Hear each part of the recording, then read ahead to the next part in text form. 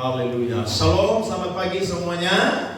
Haleluya. Berapa banyak bersyukur bisa ibadah pada pagi hari ini. Puji Tuhan ya. Kesempatan ibadah saya dan saudara selalu pakai untuk bisa mendekatkan diri kepada Tuhan. Mumpung masih ada waktu dan kesempatan, pakai itu.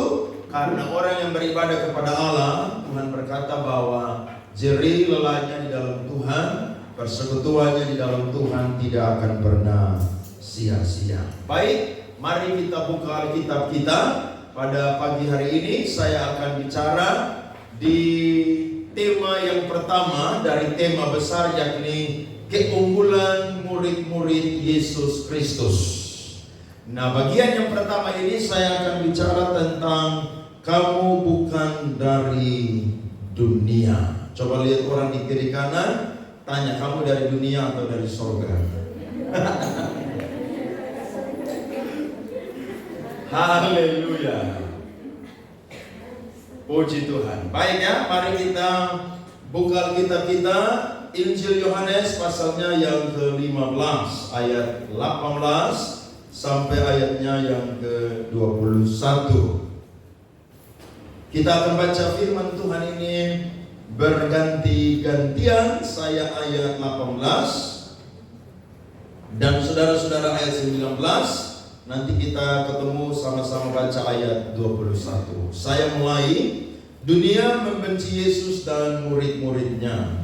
Jikalau dunia membenci kamu, ingatlah bahwa ia telah lebih dahulu membenci aku daripada kamu. Ayat 19, saudara.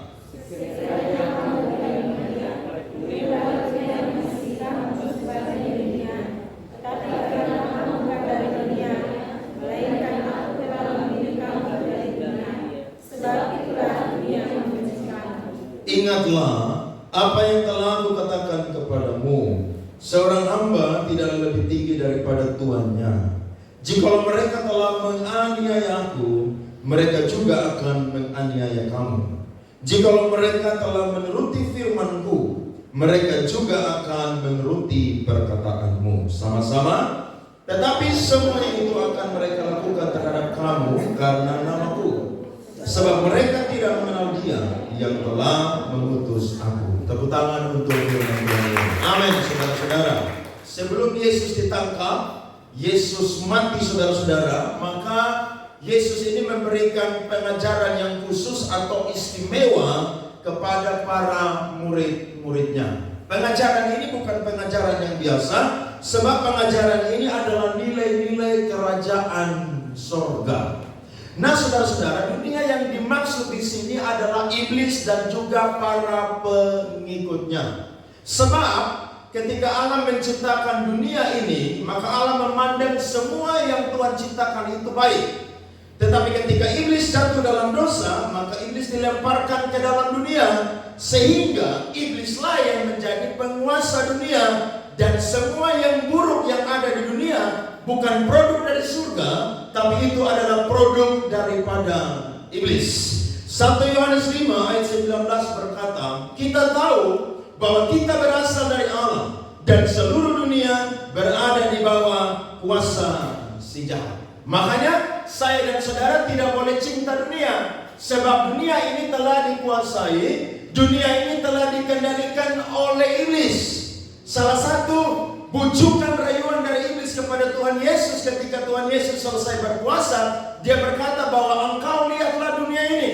Kalau engkau menyembah aku, maka aku akan memberikan dunia ini kepadamu. Saudara lihat, kalau orang menyembah iblis, maka dia pasti akan mendapatkan apapun yang ada di dunia ini. Betul, saudara? Tapi ingat, sesuatu yang dia dapatkan justru itu akan membinasakan hidup dia. Sebab dia bergaul dengan iblis dan dia cinta akan dunia ini. Ada 3 alasan yang tidak masuk akal yang dilakukan oleh dunia ini, yakni iblis dan para pengikutnya ketika mereka membenci Tuhan Yesus. Yang pertama adalah dunia membenci Yesus karena Yesus dan Bapa adalah satu. Ketika Yesus muncul, maka apa yang dibagikan oleh Tuhan Yesus itu hampir-hampir memecahkan kepala daripada orang-orang Yahudi. Karena dia berkata bahwa dia adalah anak Allah. Dia berkata bahwa dia adalah Mesias. Dia berkata dia adalah utusan Allah. Dan dia berkata bahwa dia dan Bapa adalah satu. Yohanes 10 ayat 30 berkata, aku dan Bapa adalah satu. Kalau bicara kristologi atau doktrin tentang Kristus, maka saya dan saudara perlu mengerti sebelum Kristus diinkarnasi dan sesudah Kristus inkarnasi itu ada perbedaan yang sangat luar biasa. Makanya orang berkata bahwa Yesus itu bukan Allah sebab dia diutus oleh Allah Bapa. Yesus itu bukan Allah sebab dia itu mati di kayu salib. Yesus itu bukan Allah sebab dia dibangkitkan oleh Allah. Jawabannya adalah dia dan Bapa adalah satu. Sebab apa yang dikerjakan oleh Bapa itu juga yang dikerjakan oleh Anak. Amin. Jadi kalau ada ayat saudara seperti ajaran-ajaran yang sesat, maka saya dan saudara tidak boleh mengikuti. Sebab Yesus dan Bapa adalah satu. Pribadi pertama, pribadi yang kedua, ditambah dengan Roh Kudus pribadi yang ketiga, maka mereka satu hakikat, satu esensi adalah Allah, tetapi memiliki tiga pribadi yang berbeda-beda. Jadi ketika Yesus tampil saudara, orang-orang Yahudi, pemimpin-pemimpin Yahudi, mereka semua saudara-saudara itu benci kepada Yesus karena dia berkata bahwa dia dan Bapa adalah satu. Alasan yang kedua adalah dunia membenci Yesus karena kebenaran.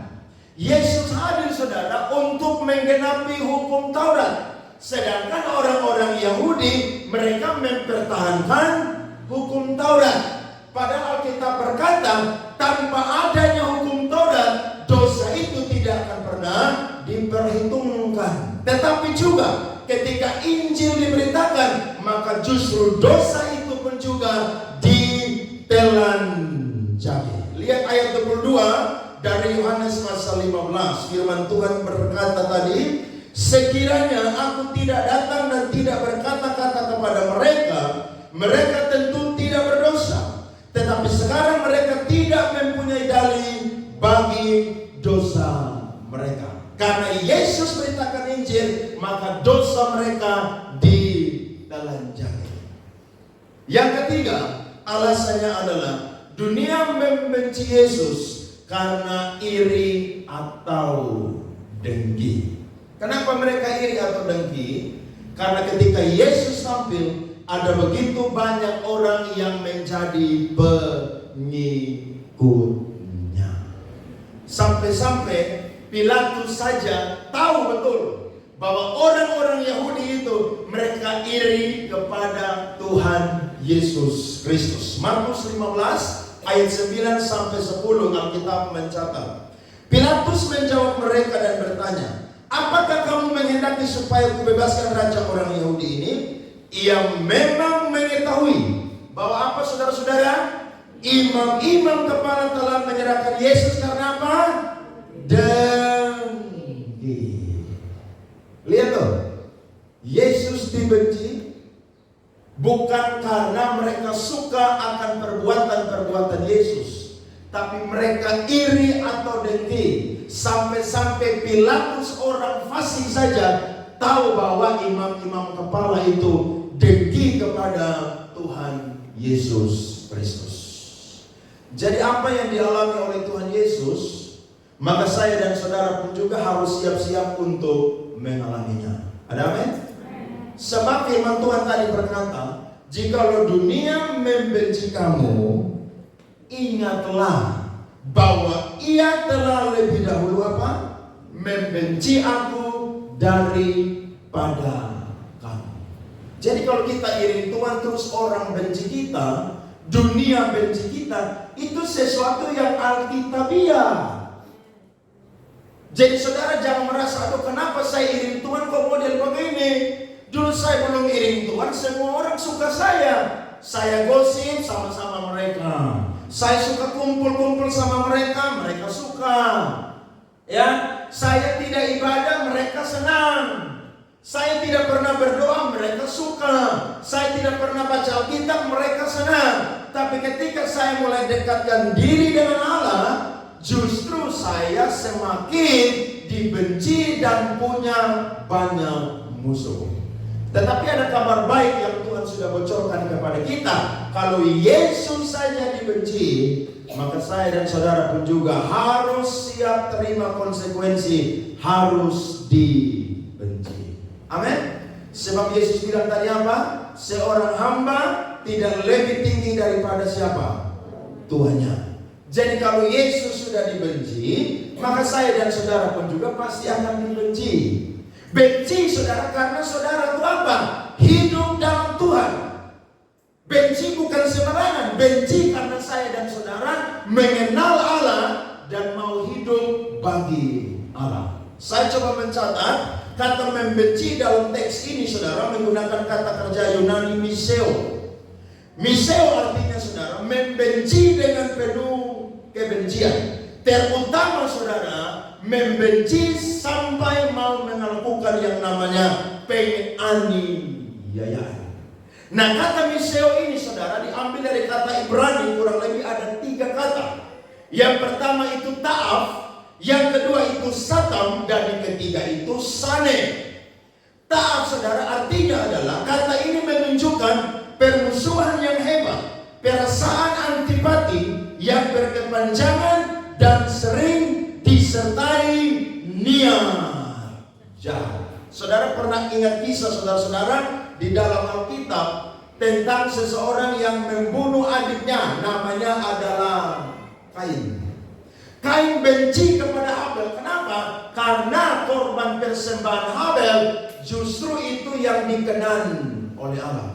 Harusnya kalau persembahan Habel itu yang dikenan, maka Kain itu harus memperbaiki diri.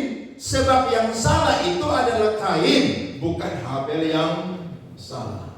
Tapi karena Kain ini membenci sampai berkepanjangan, akhirnya dia punya niat yang jahat dan akhirnya dia bunuh adiknya sendiri yang bernama Habel.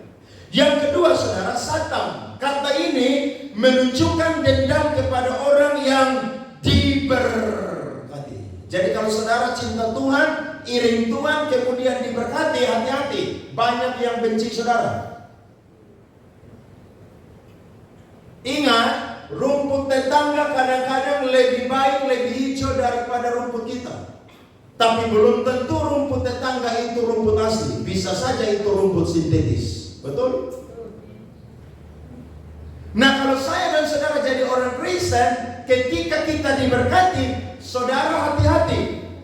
Banyak berdoa. Sebab iblis akan benci kita dan dia akan pakai segala cara untuk hancurkan kita.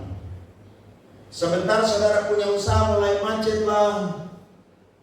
Tidak tahu tikus dari mana, tiba-tiba setan utus tikus pakai saudara untuk rusakkan saudara punya dagangan dan lain sebagainya. Tiba-tiba ada orang yang menyebar hoax sehingga saudara punya dagangan tidak lagi mendapatkan pelanggan-pelanggan lah. Saudara pokoknya kalau diberkati, maka siap-siaplah untuk dibenci. Bahkan orang berkata, dia kaya itu karena apa? Korupsi. Dia kaya itu karena apa? Makan uang gereja. Dia kaya itu kenapa? Karena dia berhubungan dengan orang konglomerat yang melakukan bisnis-bisnis yang tidak memuliakan Tuhan. Bahkan saudara kalau sampai dibenci, ada niat jahat, orang Kupang bilang saudara akan disuangi sampai mati. Loh iya, ada orang baru aja dilantik saudara hari ini, besok langsung mati. Ada orang saudara diberkati punya ini, punya itu, tiba-tiba besok lusa langsung mati. Saudara lihat, iblis itu tidak suka orang benar diberkati. Makanya kalau kita diberkati, saudara jangan main-main. Amin. Diberkati justru saudara harus tambah berdoa, karena iblis tidak senang anak Tuhan diberkati. Saudara naik jabatan, saudara pikir teman sekerjamu yang ada di kantor senang. Dia tidak senang. Dia akan pakai cara mungkin racun saudara pas mati.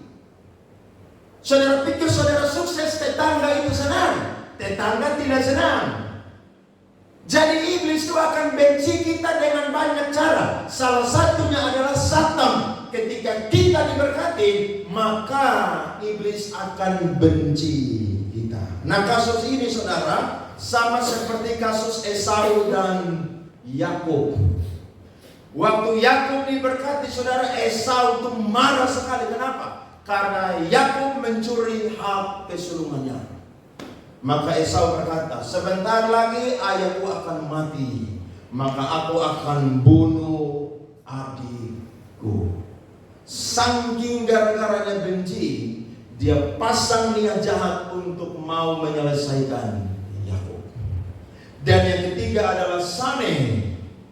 Kata ini menunjukkan kebencian kepada orang yang lebih dikasih. Kasusnya seperti Yusuf lebih dikasihi oleh Yakub daripada Yakub mengasihi saudara-saudaranya Yusuf. Jadi kalau kita dikasihi orang juga, bisa-bisa ada yang benci kita juga. Jadi orang benar itu diberkati dengan banyak berkat. Alkitab berkata, nama baik lebih berharga daripada harta kekayaan. Dikasihi orang lebih baik daripada dikasihi harta kekayaan. Jadi ketika saya dan saudara dikasihi oleh Tuhan, ingat, dunia tidak akan pernah menyukai kita. Tapi percayalah, itu adalah konsekuensi yang saya dan saudara akan dapat ketika kita mengiring Tuhan. Pertanyaannya, apakah ketika kita dibenci itu merupakan suatu kesialan? Saudara coba pikir-pikir. Kayaknya sebentar pulang saya mau tinggalkan Tuhan deh. Sebab tidak enak diiring Tuhan nih. Saya ibadah orang benci. Saya diberkati orang benci. Saya dikasihi Tuhan orang benci. Kayaknya saya kembali kepada hidup lama aja deh. Kembali kepada komunitas yang lama aja. Kalau saudara kembali, ingat, saudara tidak akan lebih baik, tapi saya dan saudara akan hancur lebur luar biasa. Kenapa? Karena ketika kita sudah ada dalam Tuhan, kita kembali murtad mengikuti dunia ini.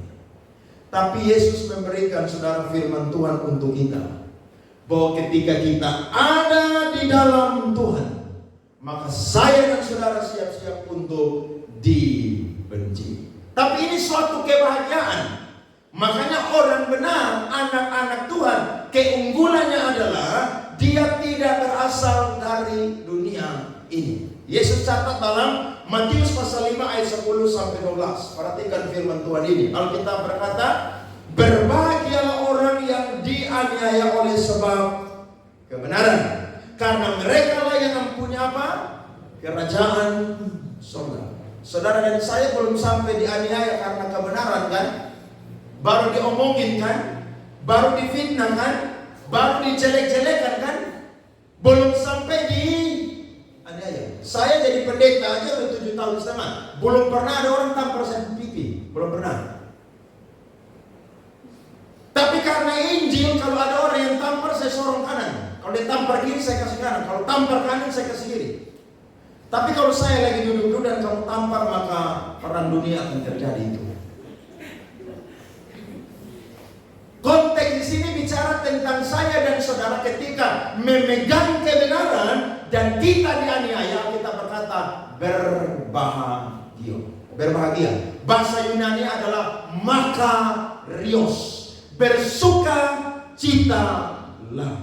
Berarti kita kalau dapat aniaya karena Tuhan harus sukacita. Amin. Rasul-rasul ketika mereka dipenjara, mereka dianiaya, mereka bersaksi bahwa mereka telah layak disebut sebagai murid-murid Kristus. Jadi kalau kita belum dianiaya, pertanyaannya jangan sampai kita belum layak menjadi murid Kristus. Jadi harus dianiaya. Saudara mau ke gereja, orang rumah tidak suka. Saudara mau ke gereja, orang rumah cari alasan supaya saudara terhalang datang gereja. Saudara pulang gereja, paksa diri datang gereja, pulang karena tampar. Saya udah cerita ulang-ulang. Saya pernah khotbah sebelum COVID itu di satu daerah namanya Oevavi, sebelum Oesau, sebelah kanan. Ada satu ibu saudara dia bersaksi, dia bilang, Pak Andre, saya datang ibadah nih, saudara tahu, pulang nih dapat buku dari suami yang hambar 1 kilo, 2 kilo. Tahu di Testa. Siapa di sini yang pernah begitu? Tidak ada kan? Berarti saya dan saudara ini belum sampai di level itu. Jadi kalau belum sampai di level itu aja, berarti kita harus bersyukur kepada Tuhan. Karena kita belum mendapatkan penganiayaan seperti orang-orang tersebut. Tapi kalau sampai mendapatkan begitu juga, maka saya dan saudara harus apa? Bersuka cita. Minggu depan datang gereja atau tidak? Nah, saudara suara kan kecil, ketahuan tuh. Saudara mentalnya kerupuk. Datang. Oke, pulang kena pukul lagi. 2 minggu depan datang lagi. Nah kan tidak datang kan? Berarti saya dan saudara belum unggul jadi murid Kristus. Murid Kristus yang unggul, walaupun dianiaya, tetap berdiri di atas kebenaran. Jadi kalau ada yang larang saudara datang gereja, jangan dengar dia. Itu setan orang. Serius. Kalau ada yang halangi saudara datang ibadah, datang pelayanan, jangan pernah ikuti dia. Jangan pernah. Karena itu dunia iblis dan dia punya anteknya. Larang yang lain boleh, tapi kalau cari Tuhan tidak boleh ada yang larang. Tidak boleh. Biar mau suami ke urusan lu, ke urusan gue. Sebab masuk surga itu sendiri. Mati aja lu mati sendiri masuk lubang kubur kok. Saya tidak ikut lu kok. Iya kan?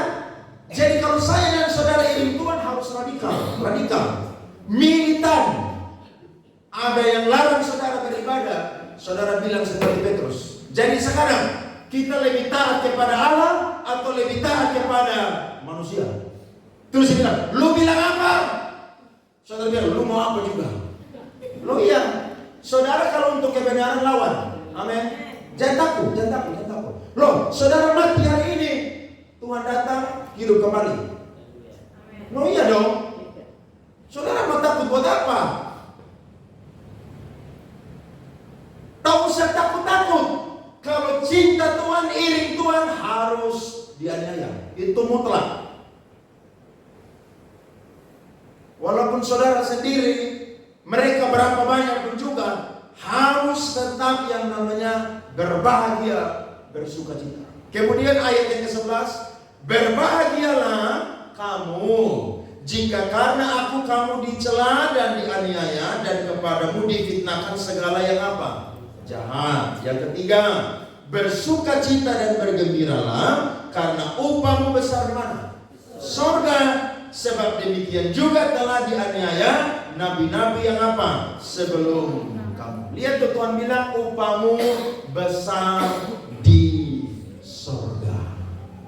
Ini tanda-tanda keunggulan dari murid-murid Kristus. Nah, bukti bahwa saya dan saudara adalah murid-murid Kristus. Yesus berkata di dalam ayatnya yang ke-19, tetapi karena kamu bukan dari dunia, melainkan aku telah memilih kamu dari dunia. Kata memilih di situ saudara, itu berbicara tentang predestinasi.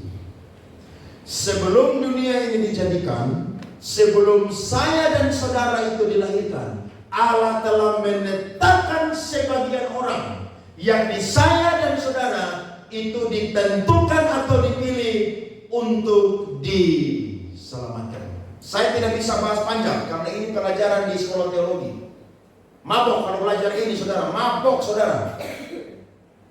Tapi saya mau berkata, ketika Allah memilih kita sebelum dunia dijadikan dan sebelum kita dilahirkan saudara-saudara, maka saya dan saudara jadi orang-orang yang punya status adalah warga kerajaan surga. Jadi kita punya hidup ini punya 2 kewarganegaraan. kewarganegaraan surga dan juga dunia ini atau Indonesia adalah tempat tinggal atau warga negara kita. Tapi warga negara kita yang sesungguhnya adalah surga. Jadi kalau kita dipilih oleh Allah, mati itu tidak mudah-mudahan. Mati pasti masuk surga. Karena kita sudah dipilih dari dunia ini. Jadi ada orang yang tidak dipilih oleh Allah, ada juga orang yang dipilih oleh Allah. Siapakah orang yang dipilih oleh Allah? Saya dan saudara hari ini yang telah menjadi muridnya Tuhan Yesus Kristus. Siapa yang sadar hari ini sudah jadi murid Tuhan Yesus Kristus? Berarti saya dan saudara sudah dipredestinasi oleh Allah. Tujuan akhir kita sudah jelas. Di mana saudara? Surga. Jadi kalau saudara mati, saudara yakin mati masuk surga. Yang lain mudah-mudahan, ya kalau saya beramal baik ya lebih banyak ya masuk surga. Tapi dalam Kristus saudara, mati masuk surga. Kalau sudah dipilih oleh Allah, sudah dipredestinasikan oleh Allah. Nah pertanyaannya, faktor apakah yang membuat Allah membuat saya dan saudara itu dipilih? Jawabannya karena dua. Karena kedaulatan Allah dan karena pengetahuan Allah. Jadi Allah mau menyelamatkan siapa, itu suka-sukanya Allah. Allah mau memberkati siapa, itu suka-sukanya Allah. Jadi kita tidak boleh protes kepada Allah dan berkata apakah Allah tidak adil. Tidak saudara-saudara. Sebab Roma pasal 9 ayat 16 dan seterusnya saudara pulang baca, firman Tuhan berkata, Tuhan berhak memberkati Yakub, bukan memberkati Esau. Tuhan berhak memberkati Ishak, bukan memberkati Ismail. Jadi kalau Tuhan memilih siapa untuk diselamatkan dan diberkati, itu mutlak kedaulatan Allah dan kemahatauan Allah. Ada amin? Jadi Tuhan tidak pernah tidak adil. Tuhan selalu adil. Jadi kalau saudara injili orang dan orang itu bertobat, maka dia adalah orang pilihan. Tapi kalau kita injili dia sampai dia masuk lubang kubur tidak bertobat, maka dia bukan orang pilihan Tuhan. Jelas? Amin saudara? Jelas. Jadi saya dan saudara harus jadi orang-orang yang bersyukur kepada Tuhan. Tujuan akhir kita adalah surga. Jelas itu? Jadi mati tidak ada transit. Mati langsung kemana saudara? Surga. Jasad tubuh jadi debu tanah. Jiwa atau roh kembali ke siapa saudara? Tuhan. Jadi bersyukur saya dan saudara jadi orang Kristen saudara. Kita punya Tuhan yang jelas. Tujuan akhir kita itu jelas. Nah yang menjadi bagian kita sekarang ada di dunia. Sebelum sampai ke surga, maka saya dan saudara harus yang namanya melewati proses atau pembentukan dari Allah supaya kita menjadi anak-anak Tuhan, murid-murid Kristus yang unggul. Saya catat, kalau saya dan saudara mau unggul, maka yang pertama adalah kita harus diproses untuk masuk di dalam yang namanya pengudusan. Saya suka dengan statementnya Paulus, Filipi 2 ayat 12 sampai 13. Mari kita baca ini firman. Filipi 2 ayat 12 sampai 13. Hai saudara-saudaraku yang kekasih, kamu senantiasa taat. Karena itu tetaplah kerjakan keselamatanmu dengan takut dan gentar. Bukan saja seperti waktu aku masih hadir, tetapi terlebih pula sekarang waktu aku tidak hadir. Ayat 13. Karena Allah lah yang mengerjakan di dalam kamu apa? Baik kemauan maupun apa? Pekerjaan menurut kerelaannya. Ada banyak orang salah tafsir firman ini. Mereka berkata bahwa kalau mau diselamatkan butuh kerjasama antara Allah dan manusia. Saya mau berkata, ketika kita masih berdosa, Allah telah menebus kita. Nah, bagaimana manusia yang berdosa bekerja sama dengan Allah yang suci tidak berdosa? Yang Paulus maksudkan di sini adalah ketika manusia diselamatkan, itu karena faktor Allah yang mengerjakan keselamatan sendiri kepada manusia. Tetapi ketika seseorang bertobat, seseorang lahir baru, seseorang dipilih, maka tugas tanggung jawabnya dia pun juga adalah masuk dalam proses pengudusan. Kristen bicara tentang berakar, bertumbuh, berbuah. Bagaimana kita bisa berakar, bertumbuh, dan berbuah? Ada bagian saya dan saudara yang perlu kita lakukan. Makanya seorang teolog yang bernama Charles Sproul, dia berkata, saya coba tulis, apa yang Allah kerjakan saudara itu mutlak karya Allah. Itu disebut monergistik. Monergistik adalah Allah yang semata-mata mengerjakan keselamatan tanpa kerjasama antara Allah dengan manusia. Tetapi yang namanya untuk mau menjadi orang-orang yang terus saudara-saudara mempertahankan keselamatan, masuk dalam proses pengudusan, maka ada tanggung jawab kita. Namanya adalah sinergistik. Sama-sama katakan, monergistik. Allah yang bekerja sendiri menyelamatkan. Sinergistik. Allah dan manusia bekerja sama untuk masuk dalam proses pengudusan. Jawabannya adalah di ayat 13. Yakni Allah yang mengerjakan apa saudara? Kemauan. Lihat ayat 13. Tadi firman Tuhan bilang apa tadi ayat 13? Baca sama-sama. 1, 2, 3. Karena Allah lah yang mengerjakan di dalam kamu apa? Baik kemauan maupun apa? Pekerjaan menurut apa? Jadi tidak mungkin orang yang tidak diselamatkan dia tuh santai-santai, tidak mungkin. Ada orang bertanya, Pak Andre, kalau seorang diselamatkan terus dia tidak mau ke gereja, apakah dia selamat? Saya mau berkata dia tidak pernah diselamatkan. Karena orang yang selamat pasti dia akan cinta Tuhan. Amin. Orang yang selamat pasti dia akan rajin ibadah. Sekalipun rajin ibadah belum tentu saya dan saudara masuk surga. Tapi ketika kita beribadah, kita sadar kita ini orang berdosa. Makanya kita datang dan minta ampun, hampiri Tuhan, minta pengampunan daripada Tuhan. Jadi proses hidup kita saudara akan masuk di yang namanya proses pengudusan. Jadi ketika kita menjadi orang-orang pilihan, maka kita mulai benci yang namanya dosa. Betul atau tidak? Saya yakin saya dan saudara punya manifestasi dosa masing-masing. Dulu ada yang suka mabuk, dulu ada yang maniak rokok, dulu ada yang hobi gosip, dulu ada yang suka pencuri, dulu ada yang suka berzina, dulu ada yang suka ambil orang punya barang, dulu saya dan saudara penyembah berhala. Tapi ketika kita masuk dalam proses pengudusan, Allah memisahkan kita dari dunia ini. Saudara yang dulu suka mencuri, saudara tidak mau mencuri lagi. Termasuk mencuri hati orang, saudara tidak mau lagi. Loh iya dong? Iya kan? Bukan cuma mencuri mangga, durian, nangka dan lain sebagainya. Mencuri hati orang pun tidak boleh. Karena sudah bertobat. Apalagi sudah menikah, tidak boleh. Jadi kalau saudara mau nakal sebelum bertobat. Loh iya. Makanya kalau saya lihat pendeta tato, ini pendeta ngali ini pendeta. Mau tato tuh sebelum jadi pendeta. Masa lu jadi pendeta baru tato? Emang lu jago? Iya. Saya kalau lihat pendeta cepat tato yang pamer pakai baju kaos, saya bilang nakal terlambat. Nakal tuh sebelum bertobat, sebelum jadi pendeta, nakal.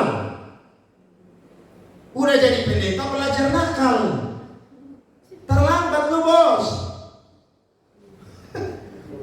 Iya. Jadi saudara dan saya ketika masuk dalam proses pengudusan, semua yang namanya dosa kita benci. Bukan berarti kita tidak bisa jatuh dalam dosa, masih bisa. Tapi kita tidak akan ngekos kontrak beta dengan yang namanya dosa. Sebab apa? Kita sudah dipisahkan dari dunia ini. Betul kita masih hidup di dunia ini, tapi kita tidak lagi melakukan keinginan-keinginan dunia. Ada amin? Dulu saya dan saudara hobi maki orang. Sekarang saudara kalau lihat orang maki, saudara rasa saya mau puncak di mulut. Iya kan? Kenapa? Karena masuk dalam yang namanya proses pengudusan. Saudara dulu diperhamba oleh uang. Saudara bangun pagi yang ada di saudara punya pikiran dan mata uang aja. Sampai-sampai saudara keluar ke wajah saudara lupakan. Kenapa? Karena hanya ingat wajah uang 100.000, 50.000, 20.000, 10.000, 5.000. Loh iya kan? Saudara pilih kita dengan uang. Makanya Paulus bilang kepada Timotius, kasih tahu untuk penatua jemaat yang ada di Efesus, jangan cinta uang. Sebab hidup dalam Tuhan itu disertai rasa cukup, itu alkitabiah. Karena memburu uang ada begitu banyak orang menyimpang dari iman dan membuat diri mereka masuk dalam kesusahan. Kalau kita jadi anak Tuhan, saya percaya kita akan belajar untuk merasa cukup dalam kehidupan kita. Amin. Sekalipun saya dan saudara terus berusaha untuk dapat hidup yang lebih baik, terus kerja. Saudara kerja semangat supaya apa? Untung tambah banyak. Kerja semangat supaya apa? Naik jabatan. Karena kalau saudara sukses, itu ajaran Alkitab. Orang benar saudara, di mana Tuhan tempatkan dia jadi berkat di sana. Yusuf aja jadi berkat di Mesir. Tapi ingat, ketika ada di dunia, jangan pernah mau melakukan apa yang dunia lakukan. Yesus berkata, dunia ini sedang lenyap dengan segala keinginannya, tapi orang yang melakukan kehendak Allah akan tetap hidup sampai selama-lamanya. Beri tepuk tangan kepada Allah. Amin. Proses yang kedua adalah saya dan saudara diproses untuk menjadi serupa dengan Kristus. Lihat ayat yang ke-9 dari Yohanes pasal 15. Alkitab berkata, seperti Bapa telah mengasihi aku, demikianlah juga aku telah mengasihi kamu. Tinggallah di dalam kasihku itu. Diproses untuk apa sih?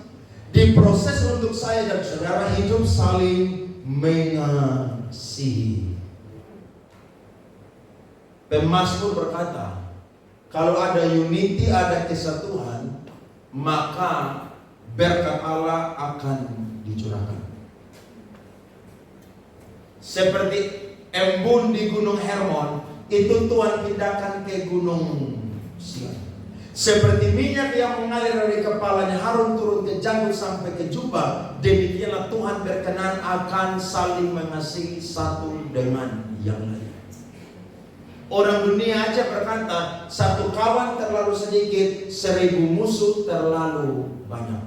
Kenapa? Karena saya dan saudara hidup di dunia harus saling mengasihi. Amin. Saling mengasihi.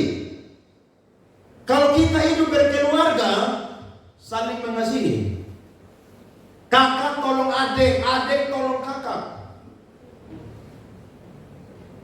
Sampai kalau ada saudara ibadah pelayanan tapi kakak adik tidak saling mengasihi, saudara baptis ulang. Iya. Karena saling mengasihi itu adalah karakter daripada Allah. Seperti Bapa dan anak itu saling mengasihi karena mereka satu, demikian juga kita anak-anak Tuhan harus apa? Saling mengasihi. Harus saling mengasihi. Sesama saudara seiman dalam gereja harus saling mengasihi. Saudara jangan pilih-pilih orang. Ya kalau kita dulu sebelum bertobat ya pilih-pilih orang, bergaul, mau salam, pilih-pilih orang. Tapi kalau sudah jadi anak Tuhan, semua itu keluarga dalam Tuhan. Kalau ada yang susah, yang senang bantu dia. Kalau ada yang kurang, yang berkelebihan, bantu dia. Karena kita hidup dalam tubuh Kristus. Yesus itu suka yang namanya saling mengasihi. Tidak heran dia berdoa buat murid-muridnya, supaya ketika dia tinggalkan mereka ada di dalam dunia ini, mereka harus saling apa? Mengasihi. Doktrin kekristenan tidak membuat orang melihat Kristus dalam kehidupan orang percaya kalau itu berbeda-beda. Tapi kalau orang percaya hidup saling mengasihi, maka orang melihat Kristus dalam kehidupan orang Kristen. Jadi memang saudara-saudara, saling mengasihi ini penting dalam kehidupan kita. Ada amin? Saya tidak usah ngomong banyak-banyak lah. Saya ngomong mulai dari rumah aja deh. Kebanyakan saya lihat banyak saudara-saudara orang Kristen, ibadah, pelayanan, tapi dengan saudara sendiri tidak bicara, marah, benci, dendam. Kalau mereka tidak mengasihi kita tidak apa-apa, tapi kita harus belajar mengasihi mereka. Karena Yesus bilang, kalau kita mengasihi orang yang mengasihi kita, apa untungnya? Tapi kalau kita mengasihi orang yang tidak mengasihi kita, justru itu alkitabiah. Ada amin? Dimulai dari rumah kita dulu, tahu usah jauh-jauh. Kalau saya bicara di luar sana itu panjang lebar, saudara. Tapi adik kakak, saudara kandung, lahir dari satu rahim, besar dari didikan yang sama dari satu rumah. Saudara makan dari makanan yang sama, orang tua kasih. Saudara sukses dari uang orang tua. Tidak boleh ada kebencian satu dengan yang lain. Amin. Makanya orang kalau saudara-saudara tuh kalau keluarga kandung kalau saling sayang tuh itu enak, saudara. Tapi kalau saling musuhan, aduh. Nanti orang tua mati baru mereka kumpul. Tapi kumpul pun juga munafik supaya orang-orang yang datang lain lihat dong ini bersatu. Padahal omong koho itu omong kosong. Iya. Harus saling mengasihi. Amin.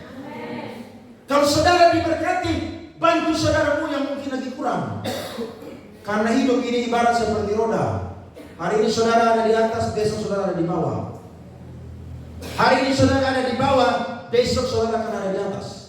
Jadi saling mengasihi satu dengan yang lain. Ayat 10 berkata, jikalau kamu menuruti perintahku, kamu akan tinggal di dalam kasihku, seperti aku menuruti perintah Bapakku dan tinggal di dalam apa, saudara?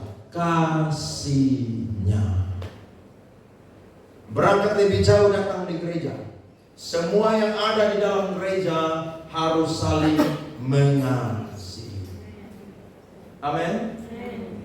Makanya orang tanya kepada saya, Pak Andre, saya benci dengan salah satu jemaat yang ada di gereja saya. Terus lu buat gimana? Ya saya kadang-kadang tidak ke gereja. Saya bilang lu rugi. Dia yang tidur nyenyak, lu yang tidak bisa tidur. Dia yang datang gereja ketemu Tuhan, lu yang rugi tidak ketemu Tuhan. Kasihan deh lu. Harusnya kalau ada masalah, bereskan. Amin. Lu ya, kalau ada masalah bereskan.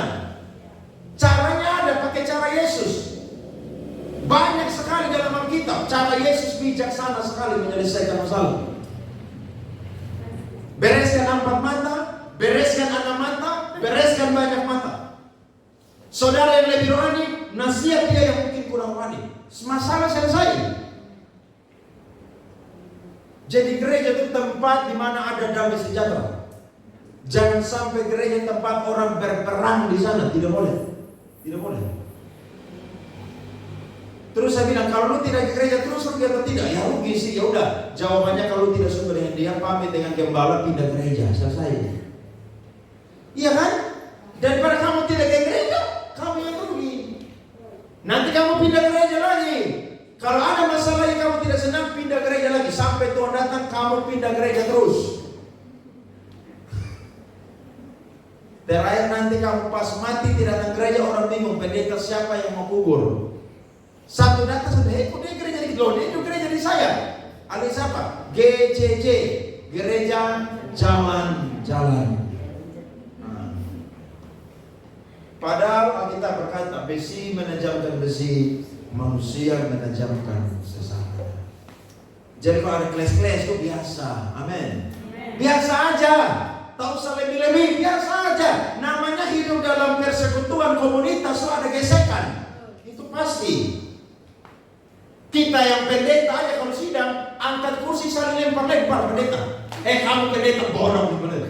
Iya, tapi setelah habis sidang, ya biasa aja. Bapak minta maaf. Iya, tidak apa-apa. Loh, itu namanya gesekan. Jadi kita akan masuk dalam proses yang namanya mengasihi. Tidak heran, sampai Yesus mau mati di salib dia berkata, ya Bapa ampunilah mereka, karena mereka tidak tahu apa yang mereka perbuat. Sampai dia mau mati aja dia masih mengasihi. Bahkan sampai orang yang ada di sebelah dia, saudara, itu saudara dia ampuni, dia kasih. Dia berkata, hari ini pun juga engkau bersama dengan aku di Firdaus. Berarti kita terus diproses untuk saling mengasihi. Amin. Belajar saling mengasihi, walaupun itu kadang-kadang berat, saudara. Tapi belajar saling mengasihi. Karena kita masih ada di dunia, kita belum mati. Surga jelas tujuan akhir kita. Tapi selama masih ada di dunia, orang pilihan akan diproses untuk yang namanya saling mengasihi. Dan yang ketiga adalah diproses untuk menghasilkan buah yang tetap. Lihat ayat yang ke-16. Bukan kamu yang memilih aku, tetapi akulah yang memilih kamu. Dan aku telah menetapkan kamu supaya kamu pergi dan menghasilkan buah, dan buahmu itu tetap, supaya apa yang kamu minta kepada Bapa dalam namaku diberikannya kepadamu. Jangan lupa, kekristenan bukan cuma sampai di berakar dan bertumbuh, tapi kekristenan tujuan akhirnya adalah surga. Tapi sebelum itu saya dan saudara harus menghasilkan buah. Paulus berkata, saya lebih suka bertemu dengan Tuhan. Tapi kalau saya masih diberikan kesempatan, maka pekerjaanku adalah menghasilkan buah. Jadi kalau orang pilihan tidak mungkin dia tidak menghasilkan buah. Saya percaya itu. Amin. Orang pilihan pasti menghasilkan apa? Buah. Yang pertama buah-buah pertobatan. Yang kedua saudara adalah buah-buah pelayanan. Orang benar saudara, ketika dia dipanggil, dia dipilih, minimal Tuhan kasih dia satu karunia, satu talenta. Dan lewat talenta yang ada saudara, dia jadi berkat bagi banyak orang. Tadi saudara saksikan video kan? Ibu tadi bilang apa? Waktu perjalanan pulang ke Surabaya, dia tanya Tuhan, Tuhan saya mau pelayanan apa? Tuhan bilang, cuci toilet. Di sini kan belum ada yang saya kasih jadwal cuci toilet kan? Kalau saya kasih saudara mau atau tidak? Betul? Loh, cuci toilet itu gampang. Saudara tinggal ambil air, tuang, pakai sabun, pakai wipol, bersihkan. Susah apa sih? Dulu kita kuliah di Bandung tuh, saya semua mengulang-ulang. Kalau lu mau jadi pengkhotbah, lu mau jadi pendeta, lulus dari belakang. Kalau belum cuci toilet, belum sapu pel, belum cuci mobil motor pendeta, belum disuruh-suruh, belum sampai mimisan, lu tidak layak jadi pendeta. Lu pendeta kejadian, tiba-tiba udah jadi pendeta. Tapi kalau lu lakukan itu, lu jadi pendeta keluaran, pendeta yang keluar dari prosesnya Tuhan. Amin. Dapat tantangan santai aja, biasa. Kenapa? Karena dulu udah lewati hal-hal begitu. Makanya di gereja ini saya paling perhatikan kebersihan. Kotor sedikit, salah sedikit, saya pasti akan bicara. Karena dulu waktu saya kuliah di asrama praktek saudara, aduh itu setengah mati. Saya praktek semester 2, direktur saya punya gereja, Pak Rubinadi, sekarang ketua sinode GBI sedunia. Dia punya kepala rumah tangga namanya Ibu Kristen. Itu ibu punya cerewet minta ampun. Gereja 4 lantai. Hari Sabtu itu gereja harus bersih dari lantai 1 sampai lantai 4. Pakai 3 ruko. Berarti satu ruko berapa meter? 5 meter. Berarti lebarnya berapa meter? 15 meter. Bersihkan, harus bersih. Ketika dia sampai di meja, dia akan gosok tangan begini. Kalau debu, ulang. Saya jengkel waktu itu, setan satu ini ibu nih. Saya tidak pernah kerja di Kupang, datang sini kerja model begini. Tapi memang harus begitu. Saudara mau diangkat Tuhan, Tuhan tidak pernah angkat orang yang gampangan, tidak pernah. Iya.